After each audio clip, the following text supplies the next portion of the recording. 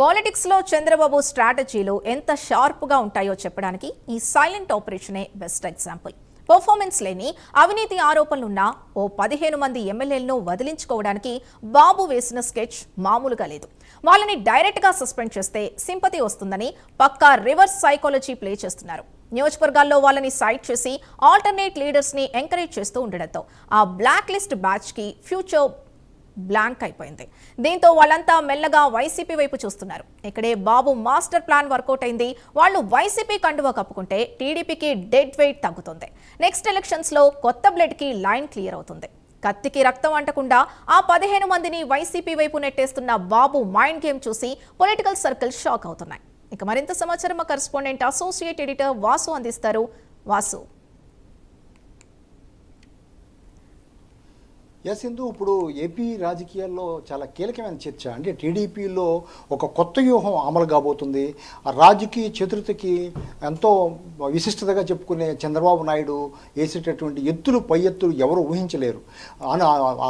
ఎంతో అనుభవం, దశాబ్దాల తరబడి రాజకీయ చరిత్ర ఉన్నటువంటి చంద్రబాబు నాయుడు ప్రస్తుతం ఎమ్మెల్యేల విషయంలో, అంటే మనం 2 సంవత్సరాలుగా కూటమి పాలన చూస్తున్నాం. కూటమి పాలనలో అనేక సార్లు చంద్రబాబు నాయుడు కొంతమంది ఎమ్మెల్యేలను హెచ్చరించడం జరిగింది. మీ పెర్ఫార్మెన్స్ బాగోలేదు, మీ పెర్ఫార్మెన్స్ మార్చుకోండి అని కొంతమంది ఎమ్మెల్యేని పిలిపించడం జరిగింది. ఇప్పటికే 2-3 దఫాలుగా కూడా ఆయన పర్సనల్గా కూడా చెప్పడం జరిగింది, పార్టీ పరంగా చెప్పించడం జరిగింది.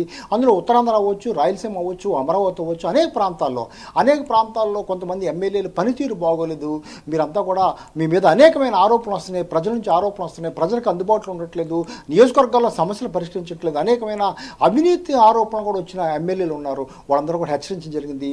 ఈ చంద్రబాబు క్లాసుల తర్వాత ఆయన తీసుకున్నటువంటి ప్రత్యేకమైన శ్రద్ధ తర్వాత కొంతమందిలో మార్పు వచ్చింది. కానీ ఇంకా కొంతమంది, దాదాపు ఒక 15 మంది వరకు కూడా ఇంకా మారలేదు, అదే విధంగా ఉన్నారనే రిపోర్టు మేరకు వాళ్ళని పొమ్మనకుండా పొగబెట్టాలనే విధంగా చంద్రబాబు వ్యూహం పన్నుతున్నట్టు కూడా ప్రచారం జరుగుతుంది. రాజకీయ వర్గంలో చాలా కీలకంగా మారింది చంద్రబాబు వ్యూహం. ప్రస్తుతం చాలా పకడ్బందీగా వీళ్ళందరం కూడా వైసీపీ వైపు చూసే విధంగా, అంటే పొమ్మనకుండా పొగబెట్టడం, వీళ్ళందరూ కూడా ప్రత్యామ్నాయ మార్గాలు చూసుకునే విధంగా వాళ్ళపై ఒత్తిడి తెచ్చే విధంగా చేస్తున్నారు. అదేవిధంగా ఎక్కడెక్కడైతే గుర్తించారో, ఎక్కడెక్కడ ఏ నియోజకవర్గాల్లో ఈ విధమైన పరిస్థితి ఉందో ఆ నియోజకవర్గాల్లో కొత్త నాయకుల్ని తయారు చేస్తున్నారు, మంచి నాయకుల్ని తయారు చేస్తున్నారు, సమర్థవంతమైన నాయకుల్ని, కొంచెం ప్రజలకు సేవ చేయాలనే దృక్పథం ఉన్న నాయకుల్ని ఆయా నియోజకవర్గాల్లో ప్రత్యామ్నాయంగా నాయకులు తయారు చేయడంతో పాటు ప్రస్తుతం ఉన్న ఈ విధంగా ఆరోపణలు ఉన్నటువంటి ఎమ్మెల్యేలపై పరోక్షంగా ఒత్తిడి తెస్తున్నారు. ఇప్పుడు ప్రస్తుతం ఇదే చర్చ జరుగుతుంది. మరి కొన్ని రోజుల్లో చాలా క్లారిటీగా రావచ్చు ఎక్కడెక్కడ ఏంటి అనేది. అది అతీతం కాదు, రాష్ట్ర వ్యాప్తంగా కూడా అనేక నియోజకవర్గాలు ఇదే పరిస్థితి ఉంది. దాదాపు గతంలో ఒక 50 మంది ఎమ్మెల్యేల వరకు కూడా ఇదే విధంగా ఉన్నారు. వాళ్ళ పనితీరు మార్చుకోవాలని చెప్పడం జరిగింది చంద్రబాబు నాయుడు. ఇప్పటికే చాలామంది, 25-30 మంది వరకు కూడా వాళ్ళ పనితీరు మార్చుకున్నారు, నియోజకవర్గాల్లో తిరుగుతున్నారు. వాళ్ళపై వచ్చిన ఆరోపణలు కూడా మొత్తం రాకుండా సమర్థవంతంగా పనిచేసే విధంగా చేయగలిగారు. కానీ ఇంకా కొంతమంది, సుమారు ఒక 15 మంది దాకా ఉన్నారని ప్రచారం జరుగుతుంది. మరి 15 మంది 20 మంది అనేది కొంతమంది అయితే ఉన్నారు. వాళ్ళందరూ కూడా మొత్తం కూడా పనితీరు మార్చుకోమని చెప్పినప్పుడు కూడా వాళ్ళ పద్ధతి మారట్లేదు, వాళ్ళు ఎక్కడ కూడా ప్రజలకు అందుబాటులో ఉండట్లేదు. అంతేకాకుండా కొంతమంది ఎమ్మెల్యేలపై కూటమి ప్రభుత్వం ఉన్నప్పటికి కూడా కొన్ని ఆరోపణలు వస్తున్నాయి.